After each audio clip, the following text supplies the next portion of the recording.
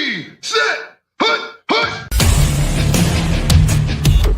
As the hills of West Virginia resound with the sounds of Golden Blue football. Almost heaven, West Virginia. Now let's bring on the Mountaineers. Goes around about the 50, the 10, the 5. A touchdown, West Virginia. He did it. He did it. Patrick White.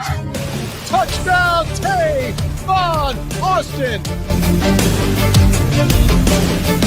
The Don Nehlen's Mountaineers enjoy walking in where angels fear to tread. I think you think that these guys are going to fall over dead for you. Well, I got news for you. They're going to punch you right in the mouth. It's Mountaineer pride! Nothing cheap, nothing dirty, but West Virginia football. West Virginia football. Leave no doubt tonight. They shouldn't have played the old Golden Blue. Not this night. They've done it. They've done it. A perfect season. And the Mountaineers, for the first time in history, undefeated and untied. Don Nehlen and his Mountaineers, for the second time, have finished a regular season with an unblemished mark.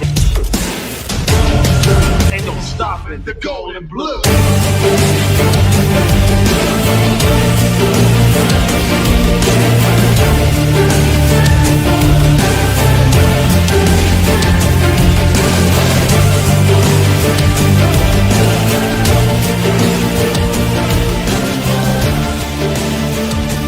It is a great night to be a Mountaineer wherever you may be.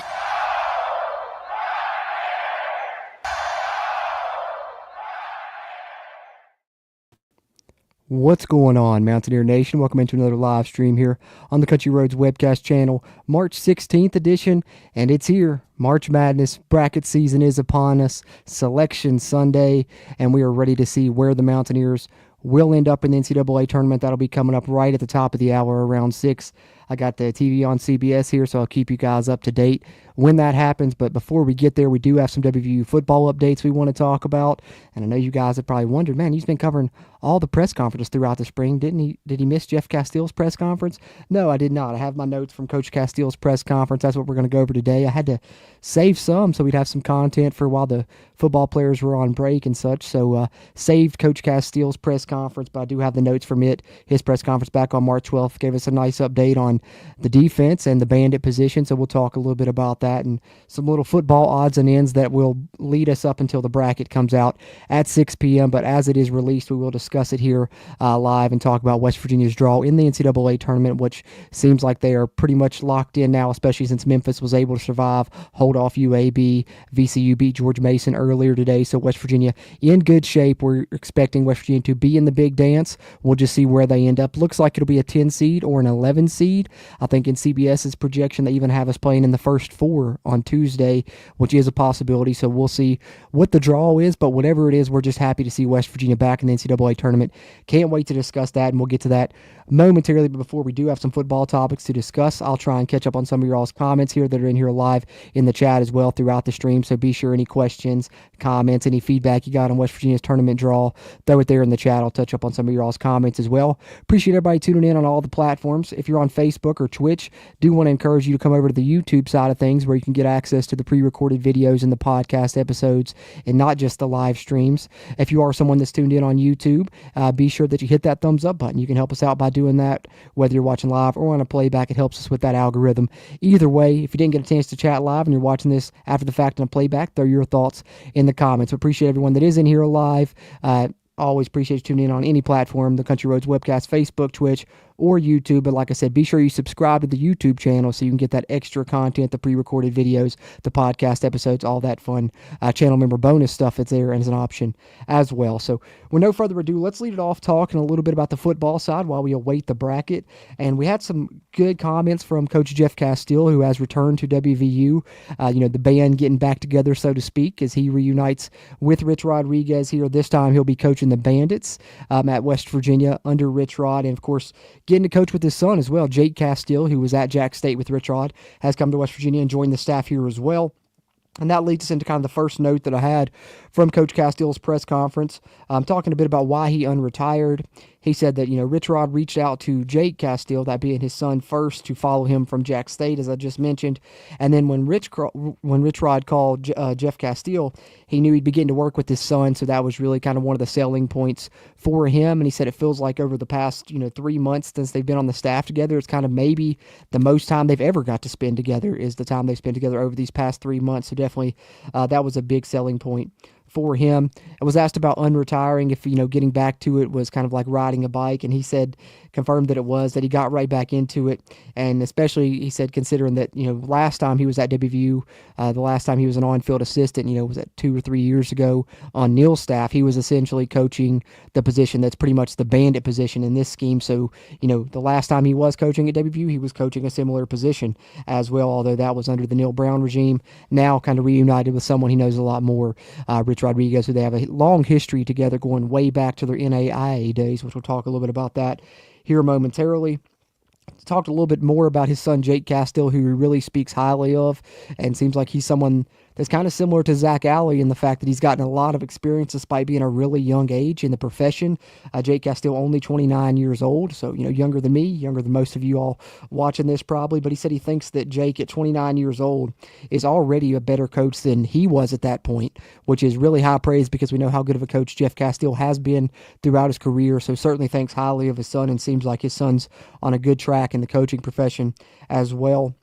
He was asked a little bit about the defensive scheme, and obviously he didn't really want to divulge too many specific details about Zach Alley's scheme, but the one thing that he did say is something that we've heard consistently, and that's just how multiple this defense is. He described it as multiple, able to do a lot of different things, which obviously not only helps you game to game, week to week, even down to down, in with what you're going to throw at offenses and they not know what's coming, but it also helps the players. And something that he touched on is that if you're in this type of defense where you're asked to do multiple different types of coverage, multiple different formations, it may change where you line up on the field even depending on what package and formation you're in.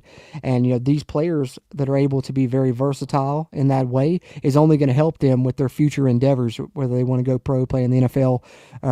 That those different skill sets, being versed in those different things, is only going to help them in their career. So not only is it good Zach Alley style of defense because it's tough for opposing offenses to game plan against, but also what it does for players in this defense rather, and their versatility. It says that it helps them beyond West Virginia as well. He, of course, is focused on creating better pass rushers as he's working with the Bandit position, which we'll talk a little bit about that now. Let's talk about the Bandits that are currently on campus for West Virginia. The majority of the Bandits that are currently on the roster are young, which is why Jeff Casteel referred to the unit as a work in progress. But because everyone besides Braden Siders, who I will touch on here as well, is young and lacks experience, as it's essentially either a first-year player or a second-year player in that Bandit room, which that will probably change over the summer before we get into fall camp. But Braden Siders is the one guy that has a ton of experience there as a pass rusher, and he's been someone that's been praised throughout the spring.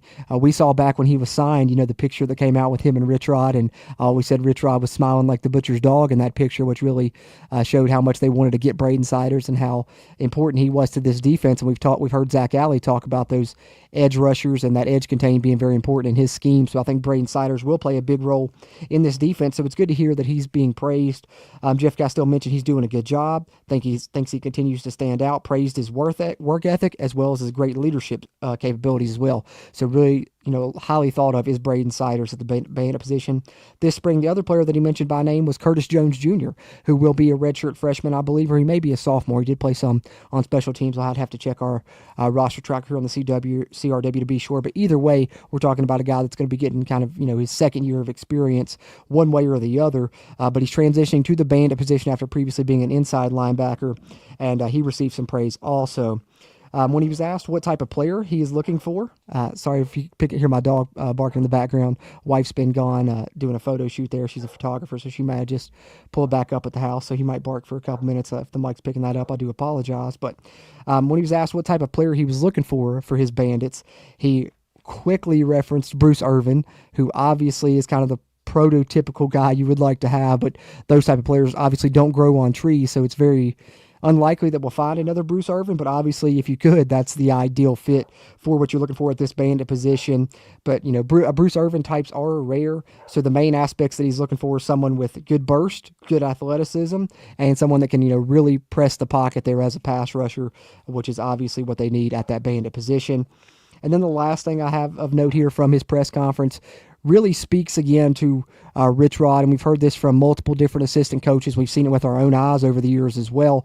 But, yet again, just praising Rich Rod's teams for their toughness, the level that they compete and the way they compete game in and game out. And Jeff Casteel referenced being able to see this because he was asked about them competing against each other at the NAIA level when Jeff Casteel was at Shepherd and Rich Rod was at Glenville State.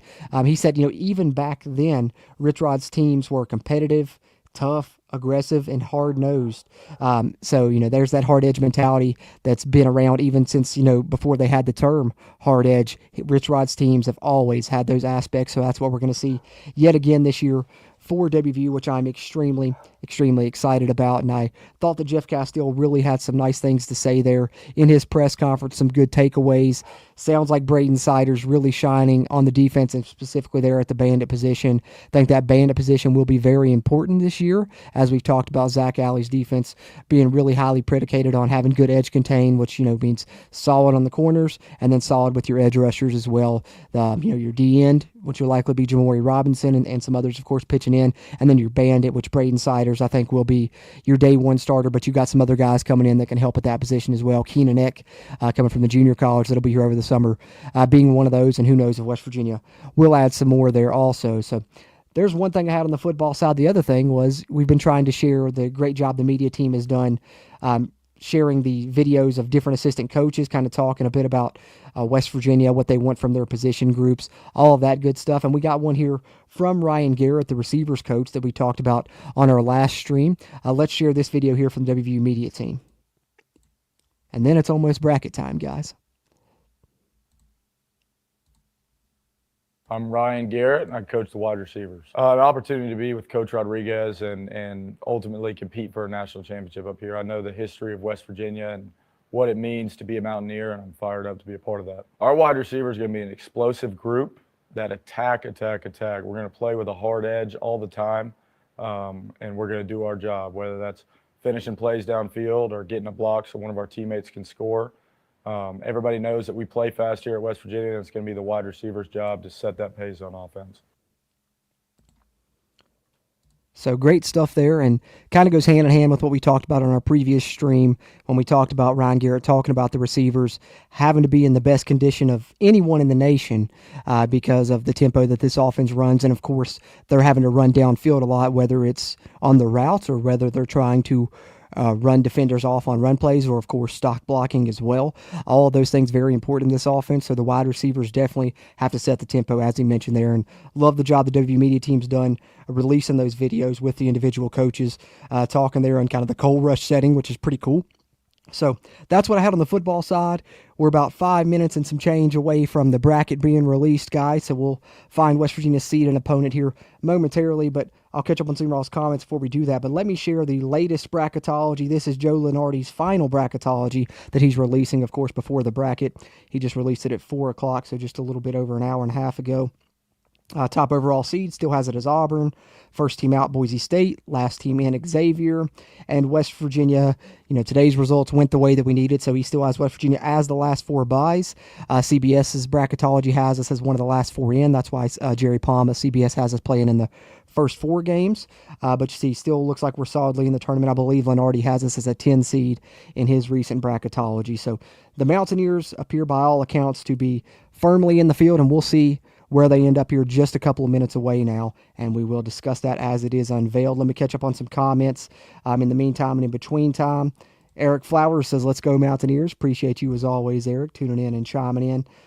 Channel member Trey Edwards, does anyone know how the baseball team is doing? Last seen, I believe it was 6-6, top of the 6th. Let's see if we can find an answer here.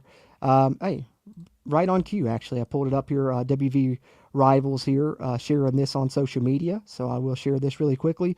And, WVU's baseball team, you guys know I'm not a big baseball guy. I don't know much about the sport. I have been trying to keep up with West Virginia's record and watch them via highlights and such, and the great season continues, up to 16-1 now on their season in the first 17 games as they win over Oklahoma State there in a conference game, 8-6. So glad to see West Virginia continuing their success and a good win there by the baseball team. And I appreciate the question there, Trey, because definitely they deserve their due as well. And if you guys want to be like Trey Edwards, get that nice WVU football helmet badge beside your name, get access to bonus content throughout the season that includes player grades, snap counts, injury reports, depth chart projections, film reviews, game rewatches, and of course monthly live streams where we just hang out for the Almost Heaven level members. You can hit the join button on the channel homepage. The join button in the video description helps keep this mic recording and that camera rolling, and we always really appreciate our channel members a ton. Hey, what's going on, WVU Mountain Lair with Kenny? Good to see you in here, man. Haven't seen you in here live in a while. Glad to see you popping in.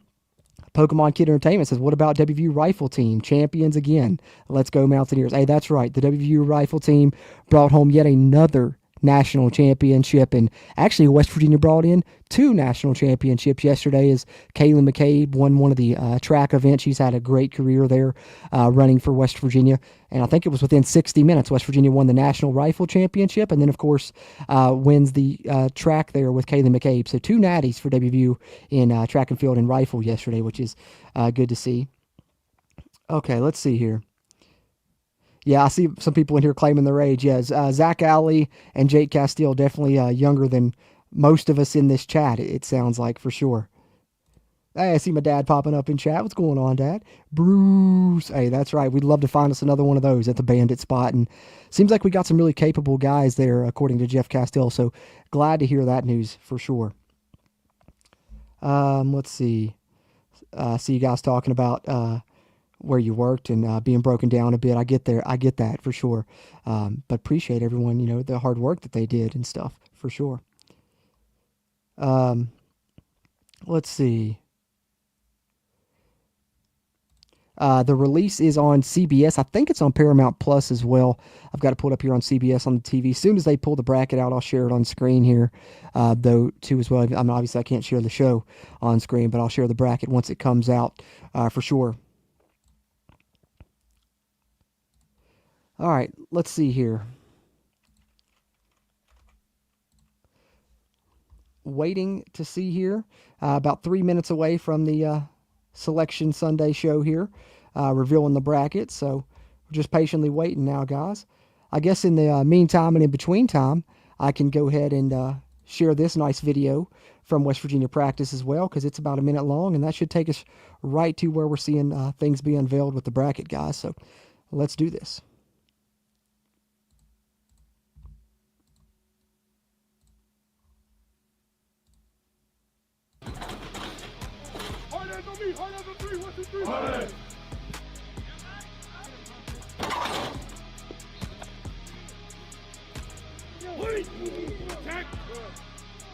Let's go, baby!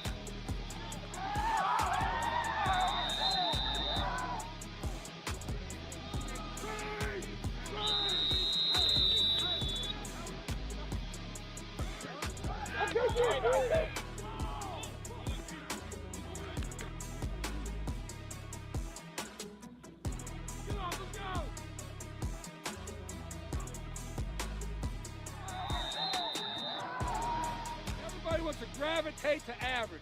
I ain't gonna let you be average. Gotta love that quote at the end. He's not gonna let him be average. Coach Rod isn't. And of course, you gotta love him breaking the huddle with the hard edge shout out as well. That's always good.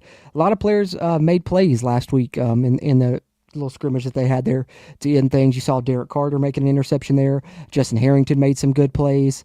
Both Nico and Jalen seem to be spinning it really well. Also, you see some of the receivers there standing out. So really excited to see what this team has with the spring showcase coming up now. Less than a month away. So super excited about that for sure. Charles says, great show. Go Ears. I appreciate that, Charles. Appreciate you tuning in and chiming in. My guy, Matt Dix, this is the selection show party. And he says WVU never sweated their tournament bid because the big schools that could pass them lost, like Indiana, UNC, and Texas. WVU, in fact, moved up. Yeah, as you guys know that have followed the Country Roads webcast for a long time, I am a UNC basketball fan, first and foremost. Grew up in North Carolina, liked UNC before I even knew WVU existed. And of course, once I got into football, I was living in West Virginia. That's why WVU football became my passion.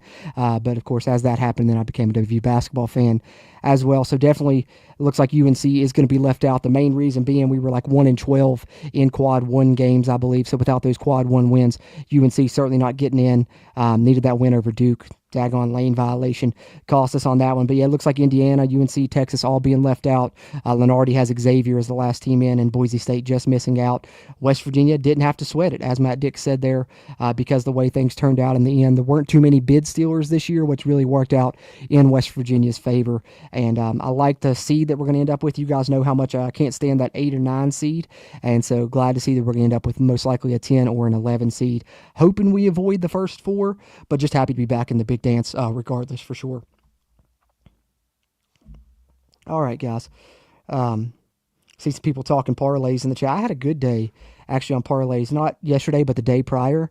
I hit 3 different parlays, actually. No, 4. I went 4 for 4 on parlays that day. The biggest day I've had winnings-wise in quite some time. So, that was...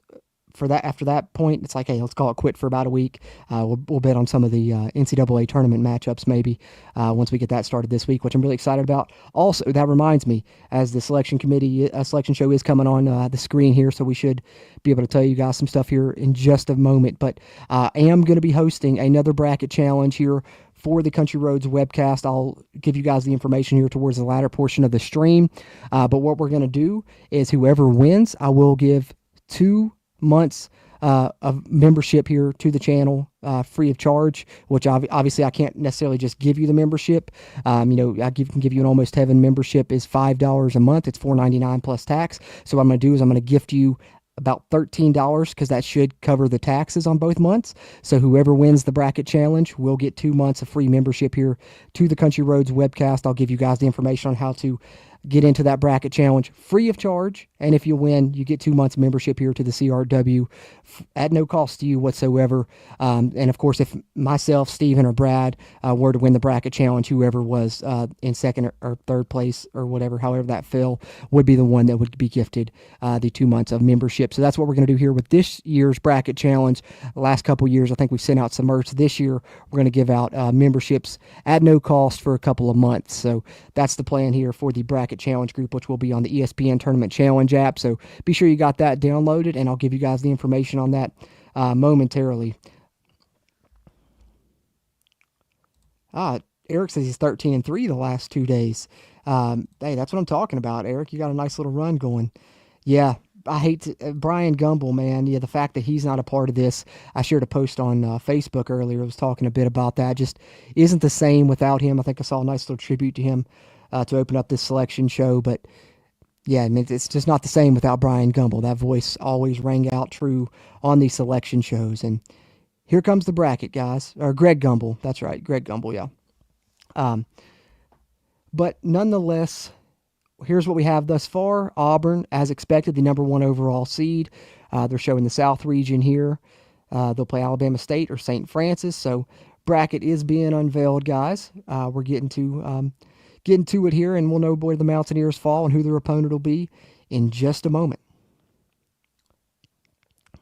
See, here's the 8-9 matchup. So we're expecting West Virginia to be in the 10 seed line or the 11 seed line. 8 seed in the South region is Louisville. Yeah, I figured Auburn would get that number 1 overall seed, Matt, because I've seen Lenardi say, regardless of results, he thought that they would end up with it. And Lenardi's usually pretty spot on, and he was correct on that one. Then you got Creighton. So Louisville and Creighton as the 8-9 matchup in the South region. That's where we're at thus far. But they're unrolling this thing pretty quick, which is nice to see. I hate when they drag it out forever. Michigan, who just won the Big Ten, actually, the Big Ten championship. What a job by Dusty May in his first year there, getting them a Big Ten title there in the conference championship. They get the 5 seed there in the South region. And their 12 seed they will play will be,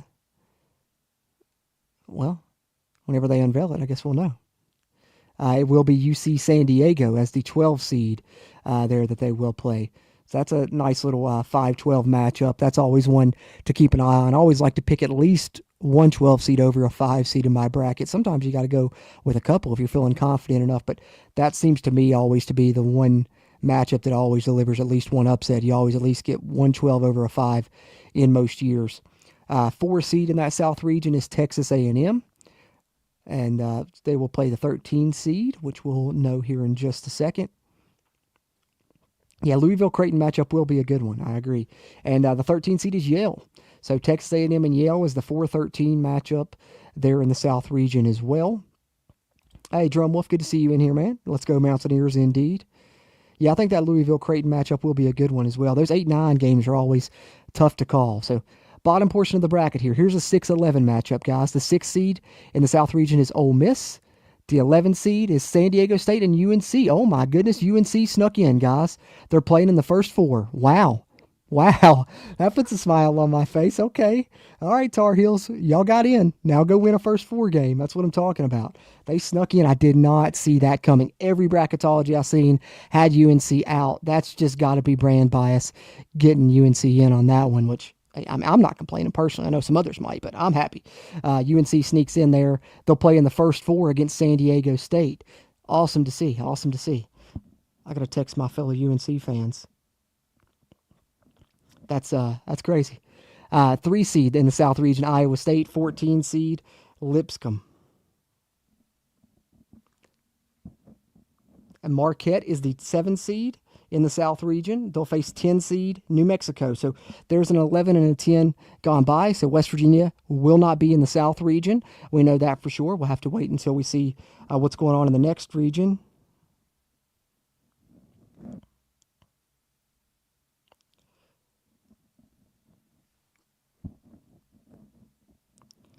And then the 2 seed is Michigan State in that region. And they will face the 15 seed, which will be unveiled momentarily. And I see everybody saying WVU might get snubbed then because UNC got in. I don't think that'll happen. I think if anyone will get snubbed, it'll be Xavier or Boise State because it seemed like those were kind of the final 2 they were looking at. I did not see UNC getting in, though. That was a big surprise to me, but I don't think it'll cost WVU. I still fully expect us to be in here. But we shall see. Stranger things have happened, but I think West Virginia is solidly still in. I think that we'll be okay. Yeah, that's what I'm saying, Drumwolf. I don't think UNC is taking our bid at all. And, man, that'd be super bittersweet for me if that was the case. My favorite basketball team taking away my home team that I cover here on the Country Roads webcast. It'd be tough to deal with for me. But it looks like they're both going to get in now, which I didn't expect. I was expecting WVU in, UNC out, but it looks like we're going to get both. We'll see what happens. And Michigan State is playing Bryant, by the way, in that 2-15 matchup. Hey, let's go Tar Heels. That's right, JR. That's right. I don't think so, Matt Dix. I think we'll be okay. Because UNC, I think, is not taking away WVU's bid. If you look at the bracketology, WVU wasn't even on the last 4 in Lenardi's. We were on the first 4 buys. So I think that UNC probably just took either Xavier's bid or Boise State's bid, one of those other teams that was trying to get that final bid. I think WVU will be okay, man. But let's see what happens. All right, so we got the South region unveiled. See what region they're moving to next here, and we'll talk a little bit about that. Hopefully, WVU gets in. Yeah, I mean, our Pokemon Kid Entertainment, I don't disagree with you. UNC probably didn't deserve to get in, but as a UNC fan, man, I can't complain about it. But it is a little brand bias that they did get in because I didn't see them in on any projections and going 1-12 in the quad 1 games, which I talked about this a little bit before. We talked about the bracket as it was unveiled. I was not expecting them to get in at all. So definitely probably brand bias getting them in, but it is what it is, right? It is what it is. Let's see what else we got here. They might be going to a commercial break before they go to the next region. So let's see if we can pull up the South region here and I can show it on screen at least now that it's been unveiled. Let's see if they got it up here on social media yet for me to showcase here. Let's see.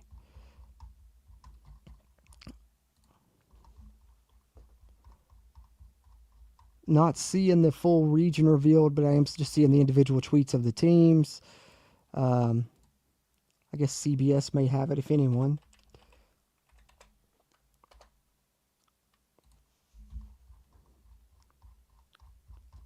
No, not seeing it yet, but of course, I went through them all as they were unveiled there, so we're just waiting through the commercial break now to see what else happens here with the rest of the bracket and see where the Mountaineers end up here.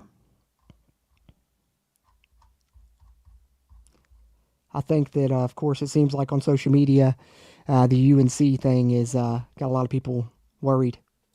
Yeah, that's exactly what I said earlier, Trey. 1-12 in quad one games. That's why I wasn't expecting us to get in, but snuck in there. And as Mike Young says, got in by name only. Yeah, definitely brand bias. But I don't think that's going to affect West Virginia guys. I feel confident that WVU will still be in. Like I said, according to Lenardi, Xavier and Boise State were kind of the last two that he was expecting to get in. So I think UNC stole either Xavier's bid or Boise State's bid. West Virginia should still be in good shape, in my opinion. So we shall see. We shall see. I must be either y'all's comments must be behind me, or I must be ahead of y'all's comments or something, because it's like I'll say something and then I'll see one of you guys bring it up in chat and I'm like, am I off or something? I don't know. And then again, I guess some of you guys could be watching the stream on a delay. I know that's possible sometimes as well. Yeah, Mike, I made some calls. I made some calls to the committee, sweetened the pot a little bit, had to get the Tar Heels in. No, I'm just kidding. I wish I had that kind of pull. Yeah, it doesn't look like Boise State's getting in, Pokemon Kid Entertainment. I think that they're getting left out for now. Trey Edwards says, watch UNC make a Cinderella run. Hey, you never know what could happen once you get in there. But playing in the first four, I mean, it's been done before, but that's, an extra game, of course, to add into the mix. And I think San Diego State's a pretty good team there. I don't know what to make of UNC this year. I really don't, because for the majority of the season, I thought we were ass. I thought we weren't going to make it at all. And then finally, end of the season, started playing some good basketball. So they are playing good at the right time, which sometimes that does lead to potential runs. And when you got someone like R.J. Davis, that's always something that can make you have a run in the tournament, which is something similar we can say here at WVU with a guy like Javon Small. He can lead you to a good tournament run as well. Good guard play is crucial in the tournament. That's why I feel, good about West Virginia if they get into the field here, which I do believe they will, that they got a chance to do something with Javon Small for sure. Okay. Looks like they're back from the commercial break, and we're going to the East region now. Duke, the number one overall seed in there. Sorry, it just makes me throw up a little bit when I say that name. But they're the number one seed there in the East region, getting to play in Raleigh, actually, coincidentally enough. And they'll play the winner of American and Mount St. Mary's, which will be another first four game there.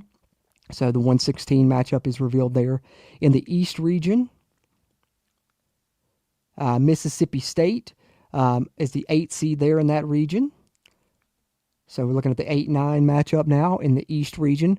We've had the South region revealed thus far. Now working on the East region here. The 9 seed is Baylor. There's the Baylor Bears. There's a Big 12 team popping up in the tournament there as the 9 seed in the East region, and they'll play Mississippi State there in that first round. Should be a good matchup there as well. Now we got another 5-12 game to take a peek at, which, as talked about earlier, this is always one to look at for a potential upset. But Oregon locks down the 5 seed, and they'll face the 12 seed Liberty, which, funny enough, Liberty actually has a player that played for University High School. So he had a great conference tournament there for Liberty, helped them win their conference title. And then Akron, who's also won their conference title, they have, of course, Sharon Young from Morgantown. So a couple of West Virginia high school guys making the tournament, one for Liberty, one for Akron. And speaking of, there's Akron right there. They'll play Arizona in the 4-13 matchup there in the East region. So both those West Virginia guys that we talked about in the same region there. Liberty is the 12 seed, Akron is the 13 seed, and Akron has a couple former Mountaineers. They have Sharon Young from Morgantown High School, but they also have James Okonkwo and Seth Wilson on that Akron team as well. So heavy Big 12 presence here in this East region thus far, as we've seen Baylor and Arizona, and now we get BYU there as the 6th seed in the East region. So obviously West Virginia won't be this 11 seed. They won't have a conference matchup there. It is VCU. BYU will take on VCU in the 6-11 matchup there in the East region. Arizona versus Akron will be a good game. I think so too, Matt. I think that'll be a nice one for sure. All right, 3:14, we got Wisconsin, who just lost in the Big Ten championship game. They're not looking, as they're showing them here after the seed's revealed, they're still looking a little downtrodden, obviously, after their game just ended not too long ago. But they do end up with a 3 seed. Despite that, they're in the East region. They'll play the 14 seed Montana as we continue to roll through the bracket here. Almost 2 more games done here in the East region. The 7-10 matchup right now. St. Mary's locks down the 7 seed in the East region. Obviously, St. Mary's a team that we see in the tournament a good bit there over the years, and here they are back in again, 28-5, so a good record for them, and they'll play Vanderbilt, the 10 seed there.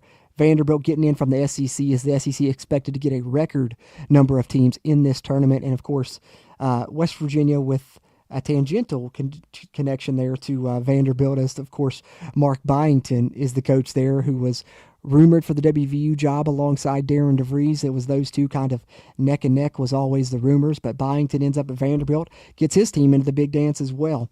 And then the 2 seed in the East region, Alabama, who lost yesterday to, was that Tennessee, I think, right, in the SEC final, or was it Florida? I can't remember who it was that beat Alabama. But Alabama still ends up with the 2 seed, and they will play Robert Morris, the 15 seed, which, hey, that'll be a familiar name to Mountaineer fans, as we played them in hoops. And then we also will play them in football. That's who we open the season with this year in football. So there is the East region. So we have the South region and the East region for sure.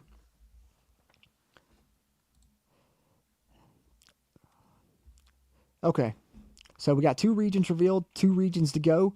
One of these 2 we are expecting to see the Mountaineers, and I know we're all sweating it right now, but we got 2 more regions to go, guys, and I'm still expecting WVU to pop up, but hey, if I'm wrong, I'll eat crow on that, but we'll see what happens.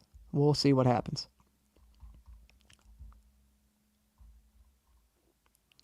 Which, the fact that, I talked about Liberty having a former West Virginia high school player and Akron having a West Virginia high school player. How funny would it be if Liberty upsets Oregon and Akron upsets Arizona? You'd get that matchup, a lot of West Virginia flavor, if you could somehow get that Akron versus Liberty matchup, a 13 versus a 12, which isn't unheard of. We've seen 13s versus 12 in the second round before, but it would take a couple of upsets for it to happen, but that would certainly be interesting for sure. Eric Flowers calling a nice long shot here, a bold pick. Before anyone says it, he'll go out on a limb and say Robert Morris can beat Alabama. Hey, I like it, Eric. I like it. I'm sure they're going to have good odds on that one. Take them on a money line, and you can bet $5 and turn out a really nice profit if that does happen, for sure. But you never know what can happen in the NCAA tournament. 15 seeds have beaten 2 seeds plenty. We've only seen the 16 seed beat the 1 seed one time, but 15 seeds have beaten 2 seeds more often. Very, very rare, but it does happen. It does happen. Matt Dick saying Vandy got the 10 seed and UNC and WVU in big trouble. I still don't feel that way. Now, if I see Xavier or Boise State pop in here or Indiana, then I would probably feel that way, but I think WVU is fine. I think we'll be fine. I see multiple people saying they see us in the Western region. I think that's where Lenardi had us projected as well. So good chance that that's possible. I think we'll be fine though, Matt. I think we'll still see the Mountaineers pop up here momentarily. I know it's getting a little nervous since we're not been revealed in either of the first 2 regions. They're making us sweat it out a little bit, but hopefully I'm not wrong on this one, and WVU is still in good shape, guys, for sure.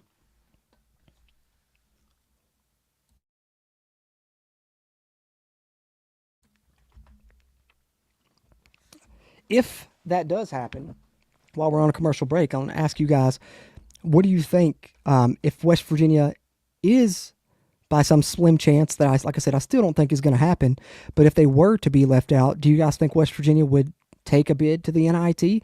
I know it's been common practice a lot for teams to kind of decline those in recent years. I think West Virginia declined one a couple of years ago, or maybe that was last year they declined it actually. Do you guys think they would take a postseason bid from anywhere else other than the NCAA tournament? I don't know. Tough to call. Hopefully something we don't have to worry about, but we'll see. 2 regions left.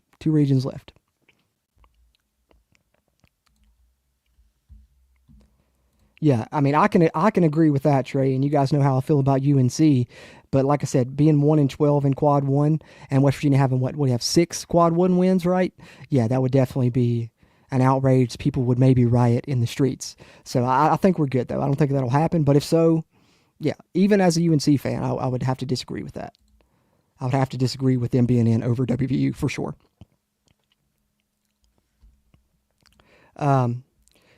Trey Edwards says, I think if WVU declines the NIT, it's because DeVries is out. Interesting point there. Pokemon Kid said he doesn't think West Virginia would go to the NIT. W Mountain there with Kenning said, not panicking yet, but they would accept the NIT, he feels like. Sean Murray, I know that's what we've been talking about throughout, but if you guys know that follow the CRW, I'm a UNC basketball fan first and foremost. So it's kind of bittersweet for me because I do agree, 1-12 in Quad 1 games.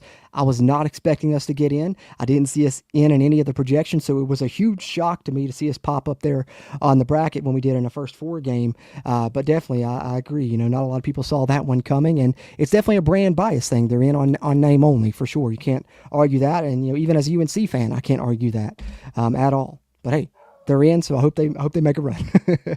And still, I think West Virginia will be okay and will be in as well. So, in my opinion, it's a win-win because I'm going to get both my teams in. So that's good. That's good for me.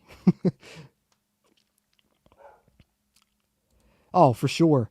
I would be heartbroken for the WVU players if they didn't get in one of these final 2 regions, just because the fact that Ed Andre. Javon Small, I know those 2 for sure. I'm not sure about Toby O'Connie, but maybe him also. Those guys have never played in the NCAA tournament. That was one of their main goals, was to finally get to play in it. And it seemed like they did enough to lock it up and to get into there. And I still feel confident they will, but if they don't, man, it's going to be an absolute travesty, and it's going to be absolutely heartbreaking for sure.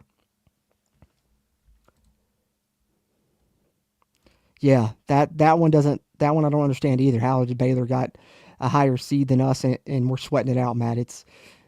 Some of these decisions are questionable for sure.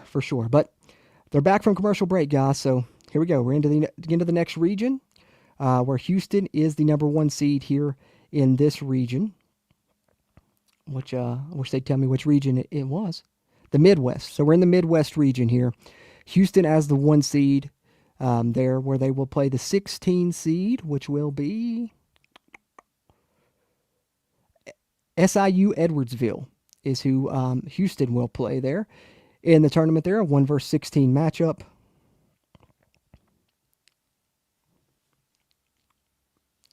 So working through the Midwest region here, Gonzaga is the 8 seed there, and they will take on the 9 seed. Which those 8-9 games, always tough to pick, guys, always tough to call. Well, waiting on the 9 seed here. Man, it's going to, if we're not in this region, we're really sweating it out, waiting until the last region, which I think the last time that we were in the tournament a couple years ago or so, West Virginia was in the first region revealed, so I didn't have to wait long to do this. But man, sweating it out like this, it does make you sit on pins and needles a little bit. But Georgia gets in, as we talked about, the SEC getting an absurd number of teams into this tournament. Georgia will face Gonzaga in the 8-9 matchup. Clemson is in as the 5 seed there in the Midwest region, so another 5-12 matchup to look at here. Clemson will be the 5 there. And the 12 seed will be McNeese, which that is actually a good matchup. McNeese and Will Wade has done a phenomenal job there at McNeese.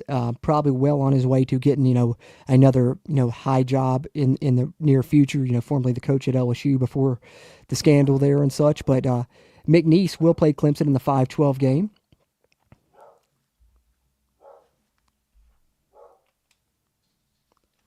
And then we got the 4-13 game here in the Midwest region as well.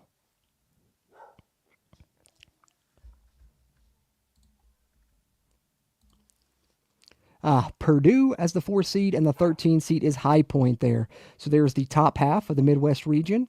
Now let's get to the bottom half. Here is an 11 seed, guys. We'll see if West Virginia pops up here. The 6 seed is Illinois, and the 11 seed here in the Midwest.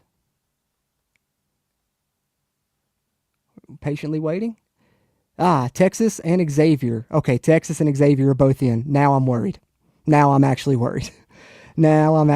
Guys. Well, this is going to be some bullshit.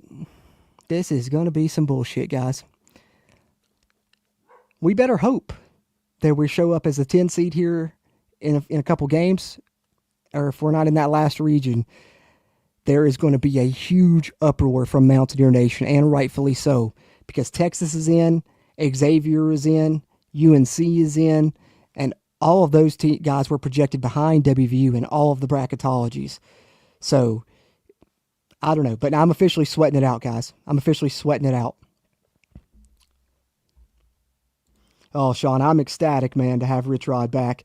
I was pulling the train for him since the beginning of the opening and every live stream I did here, so super excited there. Appreciate the question, man, but yeah, I'm officially worried, guys. Sorry, I went down. That one really threw me for a loop because West Virginia actually, I may be eating crow, like I talked about earlier, because 3 seed Kentucky, 14 seed Troy, UCLA is the 7, Utah State as the 10, and then Tennessee is the 2 seed. And then, of course, we got the 15 seed left in this region. So one more region left to unveil.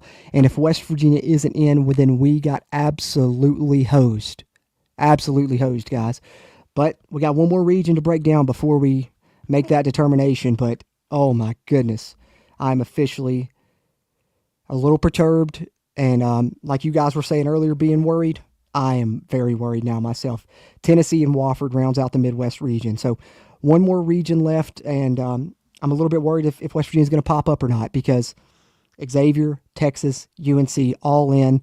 I thought UNC was for sure taking Xavier or Boise State's bid. They didn't, as obviously Xavier's in, Texas is in, and both of those teams were 2 that were projected behind West Virginia. So that worries you that West Virginia has been leapfrogged, and it's complete and total bullshit if that does end up being the case. But before I rant too much, let's see the last region. But yeah, it's a good chance right now, as I see Sean saying we're screwed, Matt Dick saying we may be left out, Pokemon Kid Entertainment said we'll always get screwed, Trey Edwards saying we're done, boys. Yeah, I mean, this is absolute travesty, man. An absolute travesty right now if we don't get in this final region. I don't want to rant too much because then I'm going to have to eat crow about the rant if we show up in this final region. But, oh my goodness, guys, I can't believe that Xavier, Texas, and UNC are all in right now. That better not have taken our spot. That better not have taken our spot, man. That's wild. Absolutely wild. I do agree here. Houston does have a great shot to win it all, Trey. I do agree with that comment. Don Johnson, always good to see you, man, says the way we get screwed, nothing would surprise me. Yeah, I guess that I probably feel the same. If we do get left out, I shouldn't be surprised because, I mean, how many times has West Virginia been screwed over? I mean, 6 quad 1 wins? Really? And we're going to be left out? That's got to be a damn joke. Please, basketball gods, let us in this last region. Please, let us pop up. Oh, my goodness. Trey Edwards says what killed us is losing to Colorado. Sean Murray said should not have played like shit against Colorado. 2 valid points.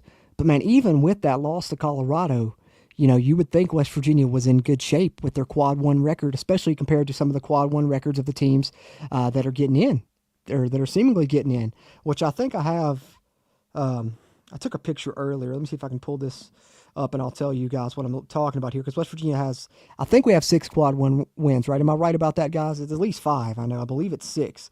We're on a commercial break here while we await the last region. So let me see if I can pull this up and tell you guys the quad 1 record of some of these other teams that have gotten in, because West Virginia is certainly better. So Xavier is in. They also have 1 quad 1 win. Xavier is 1-9 in quad 1, and UNC is 1-12 in quad 1. So both of those 2 teams combined have less quad 1 wins than West Virginia. Texas did have 7 quad 1 wins, so that's probably why they snuck in. But I cannot believe that UNC and Xavier squeaked in. Didn't see that coming. And like I've said before, you guys know I'm a UNC basketball fan, but even I am surprised that they got in. It's definitely brand bias and on name alone that they made it into the tournament for sure. Oh man, I gotta take a swig of my coffee, guys. I've been talking a while, and I'm a little bit nervous now that West Virginia is going to get hosed here.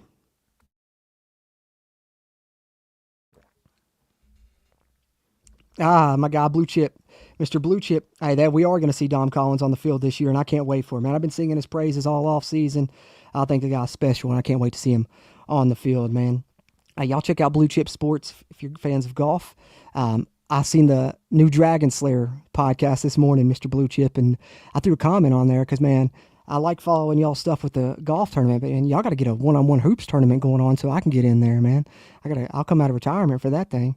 For sure. If I played golf, I'd get in with you, but y'all don't want me playing. They don't make handicaps that go up high enough for me. I don't think I've ever finished in single digits on a hole before. I think I've always been double-digit strokes on every hole I've ever played in my life, so that's why I don't play. That's why I stay away from golf, or at least competitively anyways, for sure. But I appreciate you hopping in, man. Appreciate everyone that's hopping in here, whether you're on Facebook or Twitch. If you are on either one of those watching live, be sure to come over to the YouTube channel and subscribe so you can get access to the pre-recorded videos and podcast episodes. Those of you that are watching on YouTube, whether live or on the playback, be sure to hit the thumbs up button to help with the algorithm.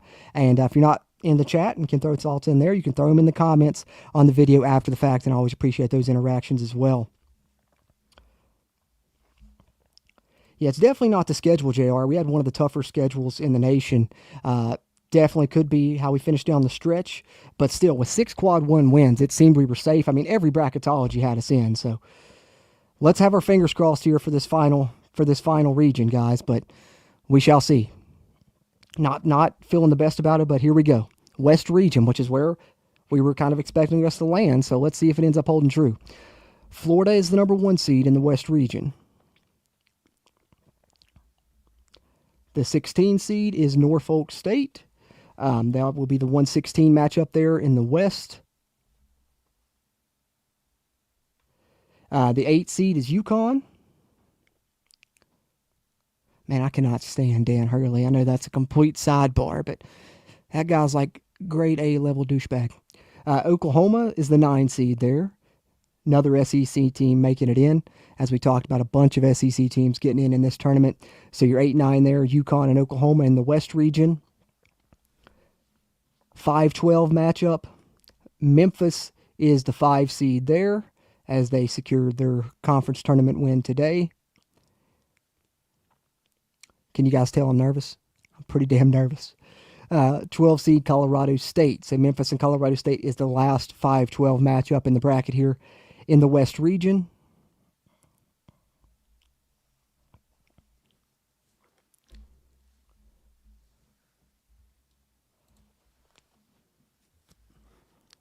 Four seed is Maryland.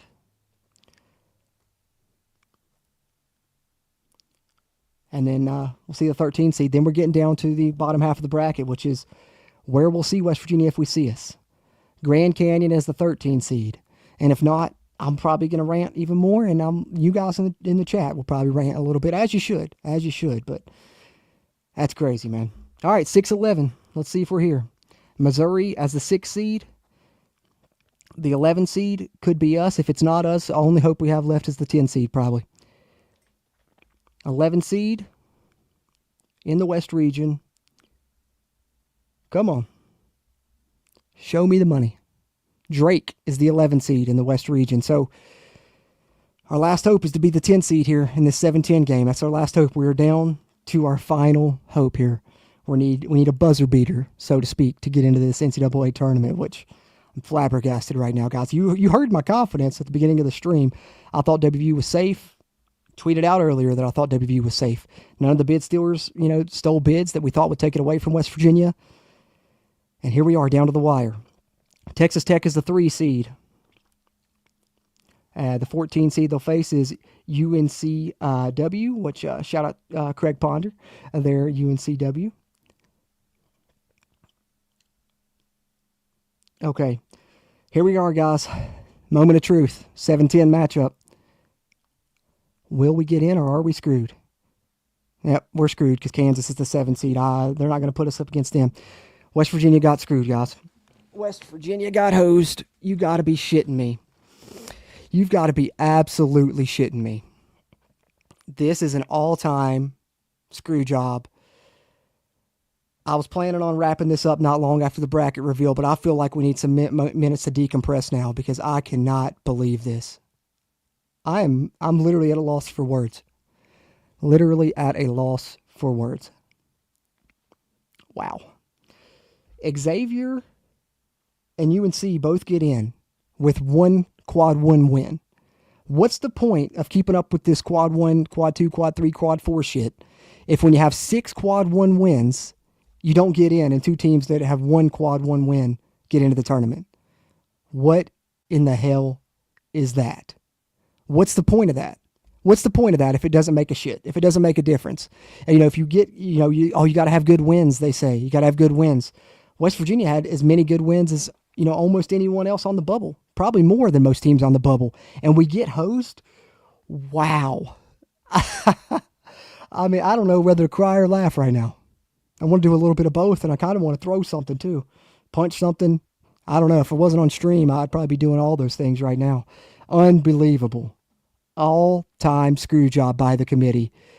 And my heart absolutely breaks for Javon Small, who had an incredible year and had never gotten to play in the NCAA tournament, and now he's going to finish his college career never getting that chance. The fans of March Madness are getting robbed to see him one of the best guards in the tournament in Javon Small, and Javon Small is getting absolutely hosed, not ever getting a chance to play in the NCAA tournament. Absolute travesty right now, guys. Sound off in the chat. I want to share some of your all's thoughts. Let's see how social media is reacting as well to this all-time screw job. I mean, this is up there with Stedman Bailey getting screwed out of the Blitnikoff Award, with Kevin Jones getting screwed out of the Big East Player of the Year Award. This is just absolute bullshit, man. There is no other way to put it. Absolute bullshit. All-time hose job. Wow. I'm seeing the shock here. Oh my goodness. WVU did not make the NCAA tournament. WVU has been left out of the field. Wow. I mean, everyone seems like they're just as shocked as I am. This is unbelievable. Unbelievable.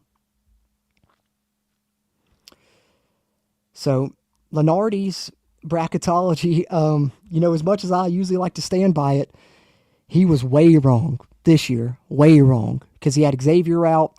He had Texas out. He had UNC out. And West Virginia is the first 4 out. First 4 out, they're showing it now: WVU, Indiana, Ohio State, and Boise State. How West Virginia got left out, I'll never know. I'll never know. Like we talked about with the quad 1 wins, there's all kinds of other things you can point to. Absolute travesty that Xavier and UNC make it in over WVU. Cannot believe it. Cannot believe it. Eric Flowers says, damn. Pokemon Kid Entertainment, WVU always gets screwed. They have ever since the Big East. For sure. For sure. It's dirty. Always is. Couldn't agree. Matt Dix said he's really crying. WVU deserved to get in. This is really sad. Hey, man, I don't blame you at all, Matt Dix. It's got me. I don't know if I want to cry out of anger or cry out of sadness. Probably a little bit of both.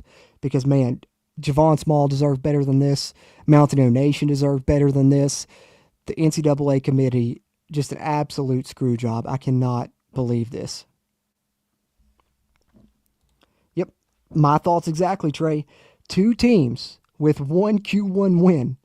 Xavier won 1 quad 1 game.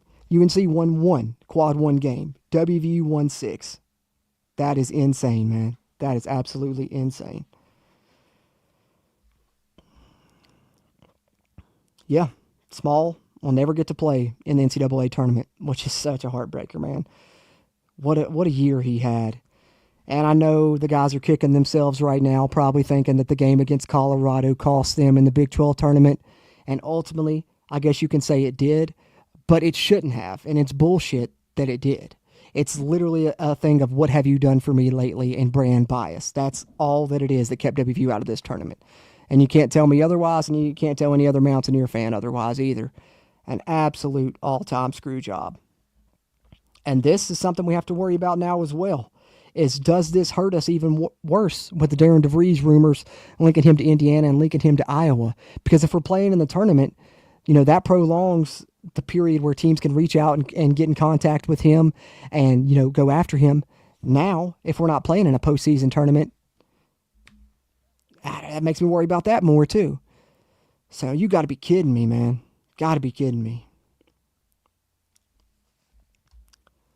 Big Dan T said they will not leave UNC out unless they have no other choice. Again, we never get respect. Yep. We will never get respect, man. It's just time and time again it's proven. We never will. We have to go take ours. And, we did for a good portion of this season. We won a lot of games that people didn't expect us to win, and those games against those Quad 1 teams, some of them being on the road, should have gotten us into this NCAA tournament. But like you said, no respect at all. They just looked at what happened recently. They put a lot of focus on the conference tournaments, apparently, with some of these decisions that they made. I really have no explanation. I have no validation. It's just bullshit. That's all there is to it, guys. Complete bullshit. Yeah.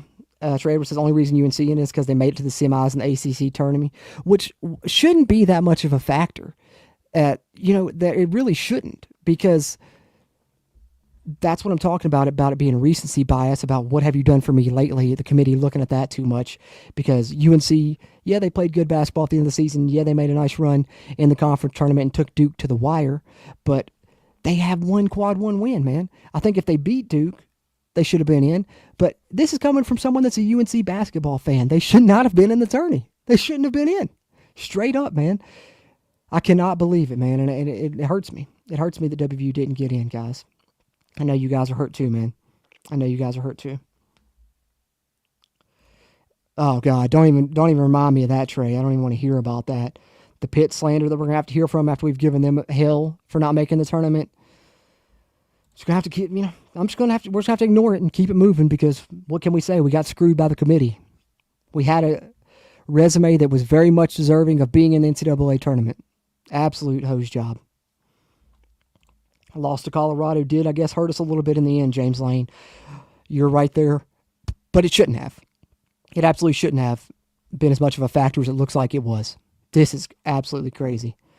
This is the most surprised I've been in a while. Which, that's what I get for getting my hopes up and feeling like we were a lock. All-time hose job. You're going to hear about this all week on multiple shows, multiple podcasts. We're going to be talking about how big of a hose job this is. Like I said, it's right up there with the all-time screw jobs for WVU. Cannot believe it. Chief Fan says West Virginia to the NIT, hopefully, if they accept it. That's the thing, is it's been a trend. A lot of times people don't want to play in those. So we'll see what they decide to do. But, West Virginia, I'm sure, will have an offer to go to the NIT. Could be a possibility. When you have a bunch of narcissists deciding the brackets, it's nothing but a popularity contest and a shit show. Kiss my ass, Don Johnson says. Couldn't have said it better myself, Don. Couldn't have said it better myself. Yep, sure was, Matt. A gut shot to all of Mountaineer Nation. JB Sports Thrift, boycotting the tournament. And some Mountaineer fans may do that. They may do that because this is an all-time screw job. I know I sound like a broken record, but I mean, it's one of those things that has you lost for words. I don't know what the hell else to say, man. I'm flabbergasted. Total BS indeed. Total BNS. Drumwolf62 says go to the NIT and win it all. Yeah, I mean, the last time that we, barely missed the tourney, I think we did that. Yeah, with John Beeline, Darius Nichols hitting the game winner. We did win the NIT that year, which, if we do get the offer, I hope we accept it and I hope we do go win it. But, man, it's still not going to take away the sting of this, I don't think. Still not going to take away the sting of this. Yeah, absolutely should make a ton of headlines, Trey, for sure. Ton of headlines. But I'll stay on for a few more minutes, guys. I know you guys probably want to vent as much as I do, so anything you got there, throw it in the chat. I'll continue to catch up on some comments. I want to check social media as well. Hey, what's up, D-Will? Appreciate you, bro. Dan Hurley is reckless, for sure, man. Devin says, I'm a Wildcat at heart, but looking at the top 100, not loving no commits to WVU next year as of yet. Yeah, they do have 3 guys that are really good. If you're talking basketball, I think they do have 3 top 100 guys. You must be talking football, which football, I think we only have 2 commits thus far. Sam Hamilton and Jafar G. Noel for next year's class. Jafar G. Noel, though, is a burner out of Florida, a good receiver prospect. I think we're going to really land some good prospects as this class moves along. We're in on some really good guys, a really high-rated quarterback in Brody McWhorter. But 2027, we do have a top 10 running back in the country, one of the top players in the country committed in that next year. So I think we'll see some of the 2026 commits fall in line on the football side as well. Appreciate you there, D. Will, hopping in, man. Let's check social media. Let's see any if we got any reactions here we want to share. What do you want to share? Skylar Callahan here, sharing one that we've talked about a ton. WVU is 6-1 in quad 1 games. 6-1 in quad 1. North Carolina 1-12 in quad 1 games and made the tournament. And you can add Xavier there as well, as we talked about. Xavier with 1 quad 1 win, and West Virginia with 6 and gets absolutely hosed. There's one reaction. Here's another one talking about some of the bubble teams. Keenan Cummings from the WVU rival site. WVU had more quad 1 wins than North Carolina, Xavier, and San Diego State combined, but was still left out of the field. So what are we doing? I mean, why are we even tracking the quad 1, quad 2, quad 3, quad 4, what the fuck ever shit if it doesn't even matter, if it doesn't make a shit? I mean, this is total bullshit. Don't tell me, oh, you need to have quad 1 wins, good wins are what matters. If you're doing good in quad 1, you're going to make the tourney. Don't give me that shit throughout the season anymore. I'm not even going to keep up with it anymore because it obviously doesn't make it, damn. That's such horse shit, man.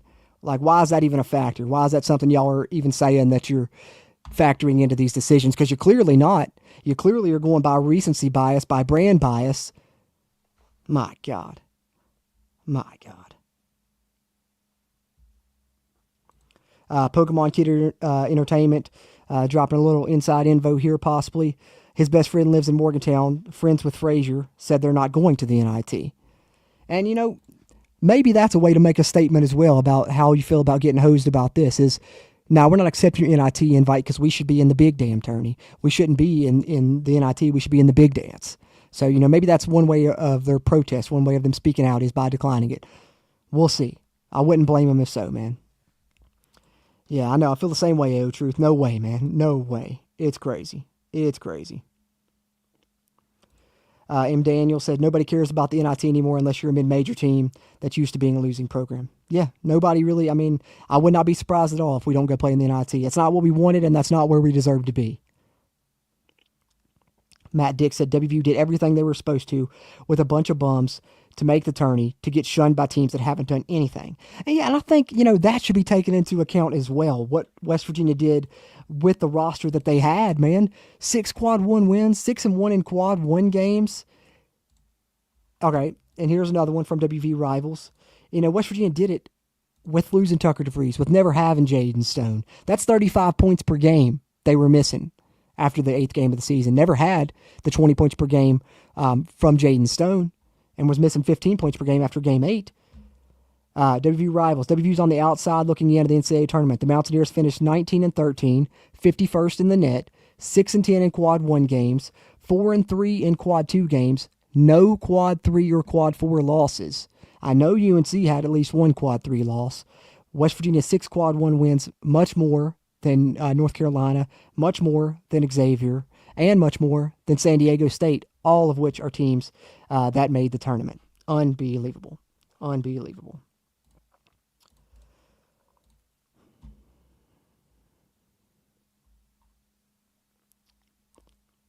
Matt Dick says WVU had the number 7 strength of schedule as well. I knew that was way up there also, for sure. Channel member Big Dan T says, I honestly believe they need to lay out each team's resume without the name or logo and present that to the committee from now on. They should not allow to be biased. Yeah, that would be a great way to handle it. But, and if they did handle it that way this year, West Virginia would have been in, and UNC wouldn't have. Xavier probably wouldn't have. San Diego State probably wouldn't have. West Virginia, you can make a case over any one of those 3 teams easily.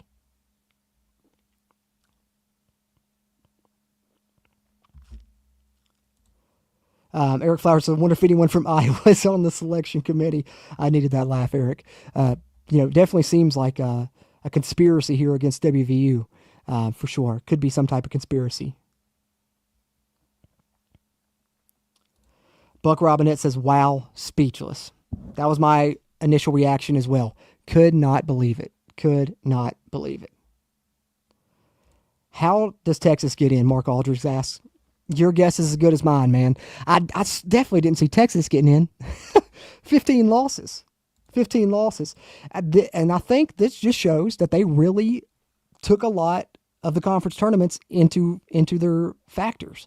They took the conference tournament, way too much as a factor. That recency bias. That is unbelievable, guys. Unbelievable. It is, man. There's no other way to put it. The curse of being a WVU fan. We should be used to it by now, but I don't guess we'll ever be used to it.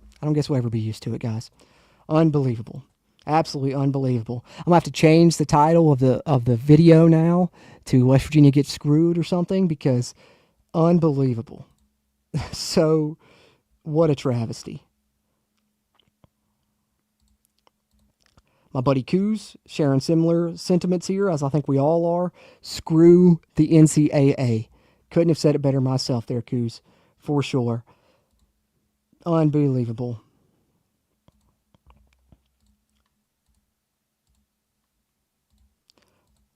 Buddy Mike Oste from our friends over at WVSportsNow.com, which you can check all of our podcast episodes out on their website there, WVSportsNow.com. WVU not making the NCAA tournament is utter madness, pun intended. West Virginia, like many of the teams in the field, is flawed, but deserved to be in more than many who got in by resume. 19 overall wins in a tough conference, which we talked about how high the strength of schedule is. 6 quad 1 wins, 3 top 10 wins is better resume than teams in the field. No objective way to even debate this. Absolutely. 100%. No, there's no debate there.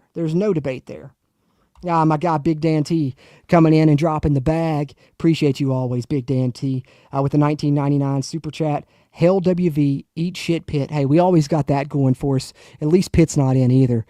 Eat shit Pitt, indeed. We can always say that for sure. And I guess we can add screw the NCAA to that as well, Big Dan T. Appreciate you, bro. It's a logo tourney, Sean says. Brand bias and recency bias for sure.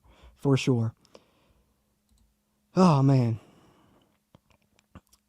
Unbelievable. And I've seen some people mention in the chat, UNC's AD is the chairman of the selection committee. How is that fair? How are they ever going to get left out if your athletic director is the chairman of the selection committee? That's suspect in and of itself right there. I mean, I don't think there's any action West Virginia could take legally, because if that was the case, people would be doing that for years now. But my goodness, man, there's definitely some type of conspiracy involved here, because there is not a single person that can look at those resumes and tell me West Virginia's isn't better. The only thing that some of the other teams have on West Virginia that got in is total number of wins. And 19 wins with 6 in quad 1 and 3 top 10 is more than enough. Especially when 3 of the teams that got in, San Diego State, Xavier, and UNC, have 5 combined between the 3 of them. West Virginia, I'm going to hammer this home throughout the rest of this stream, because this is just 6 quad 1 wins, and they all had 5 combined. 1, 1, and 3. And West Virginia with 6. What the hell, man? I mean, I don't know what to say. Absolute joke. Ethan Bach himself sharing the similar sentiments that I just said there, just to give you guys it visually. Q1 records amongst bubble teams. West Virginia 6-10, missed the tournament. North Carolina 1-12, made it. Xavier 1-9, made it. And then San Diego State had 3 quad 1 wins, I do believe. So, just absolute insane, guys. I don't know. I don't got too much more to add, man. I'm gonna go sulk, I guess, here in a bit, for sure. So here is something that they said here. I will share this from Ryan Decker of Golden Blue Nation, rather. Tucker DeVries is out, and player availability is something we talk a lot about. Dude, he's been out since the 8th game of the season. What the hell are you talking about? West Virginia got their quad 1 wins without him. What do you mean player availability, bro? He's been out the whole season. It's not like he just got injured. What type of shit is that? NCAA tournament selection chair essentially says the absence of Tucker DeVries, whom WVU has collected multiple rank wins without, being hurt, kept the Mountaineers out. That is the most piss poor excuse I may have ever heard in my life. Wow. I can't help but laugh at that. Absolute joke. Really? Wow. Tucker DeVries being out is why. That's literally just the worst excuse I've ever heard. And from a big brand that I'm sure will have something to say about this on his show, Pat McAfee, WVU got screwed. Of course. Similar sentiment to what we've all been sharing. Always getting hosed. Always getting hosed. And nothing different this time yet again. Hey, if you guys feel as bad about this as I do that are watching on YouTube, whether you're watching live or in a playback, hit that thumbs up button. Hit that thumbs up button. Push this out. Get this video pushed out to more people via the YouTube algorithm so they can know how we feel about how bad West Virginia got screwed in this tournament. Absolute hose job. Appreciate everyone that watched live, whether you're on Facebook or Twitch. Be sure to come over to the YouTube and subscribe so you can get the pre-recorded videos and the podcast episodes as well. If you didn't get a chance to share your frustrations, now that we know West Virginia's left out in the live chat, drop them in the comments. I want to hear all of your all's comments there and appreciate those interactions as well. But let me catch up on some of your all's comments, then we will wrap this one up. Because I don't really have too much left to say, guys. I think I've ranted all I can rant, and I'm sounding like a broken record now. But an absolute hose job, just completely screwed. Total bullshit is the best way to put it. Just total, complete bullshit. WW2 history guy, the NCAA is corrupt. Couldn't agree more right about now. Benny the Butcher said, pretty hilarious. The commissioner and his butt buddy are both involved with UNC getting in. You can see it in their beady eyes. Just a big scam. Got to be some type of conspiracy there. I don't understand. How can the chairman of the selection committee be UNC's athletic director or whatever it is there? There's definitely some type of conspiracy going on there. And this is coming from a UNC fan. West Virginia deserved to be in.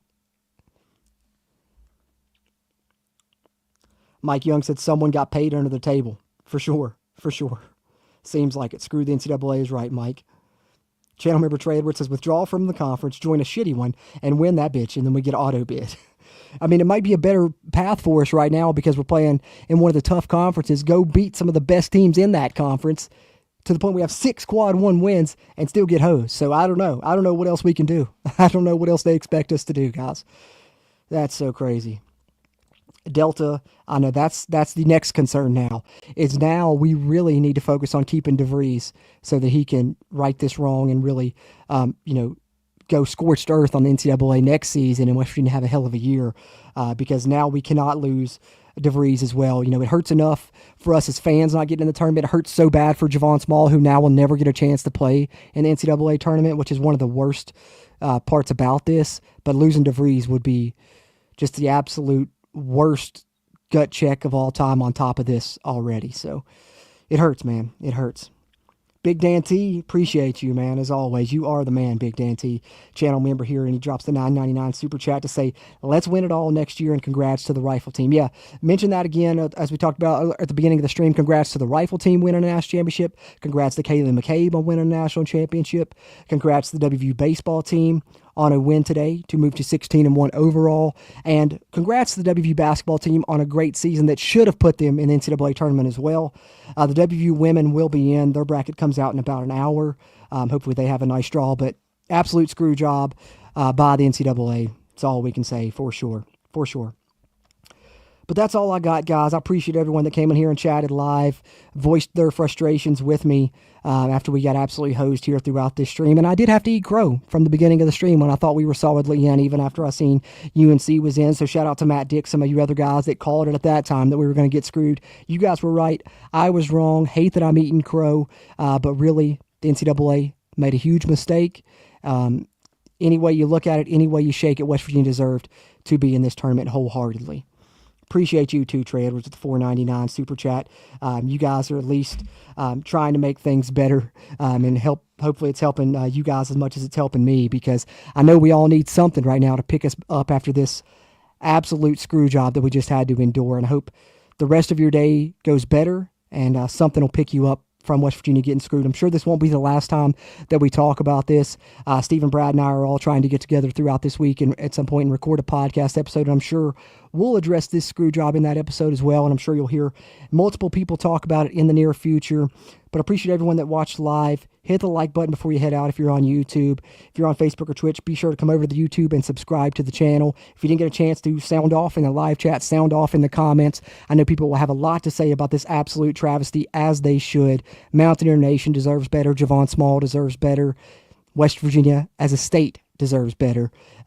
Screw the NCAA. It's the only thing I know to say to end this after this. But I appreciate you guys really for being here, and watching me, react to this in real time and try and process these emotions. And luckily, I didn't get too angry. I didn't shed any tears. That may change after we wrap up the stream. I know some of you guys were talking about shedding tears as well, and, rightfully so. I'm sure Javon Small is probably doing the same thing as he gets absolutely hosed out of getting to play for the NCAA tournament after he laid his blood, sweat, and tears on the line this year and was one of the best guards in college basketball. And not only are we robbed, but college basketball fans around the nation are robbed of seeing one of the best guards get to play in March Madness. So, hate it. It shouldn't have happened. It did happen. Now we have to deal with it, see where we go from here, and now we turn our focus to keeping Darren DeVries and having a better season next year to where they have no choice but to put us in. So that's all we can do now, guys. We'll continue to update you on the Darren DeVries situation, to update you on the basketball team if they do elect to play in the NIT, which I'm not expecting, but we'll see. They could surprise us. If they do, we'll report on that. We'll report on the Darren DeVries situation as it develops. And, of course, spring practice will be back in effect after this week when the players return from break. But we'll have plenty of coverage in the meantime and in between time here on the channel, so keep it locked here on the CRW. I appreciate you guys for tuning in here live or watching the playback. Either way, screw the NCAA. Got to say it one more time here before we close up shop. But appreciate all you guys throughout Mountaineer Nation. You guys are the best, and in the CRW community, you guys are awesome as well. As always, I'm Jordan Cruz. Until next time, let's go Mountaineers.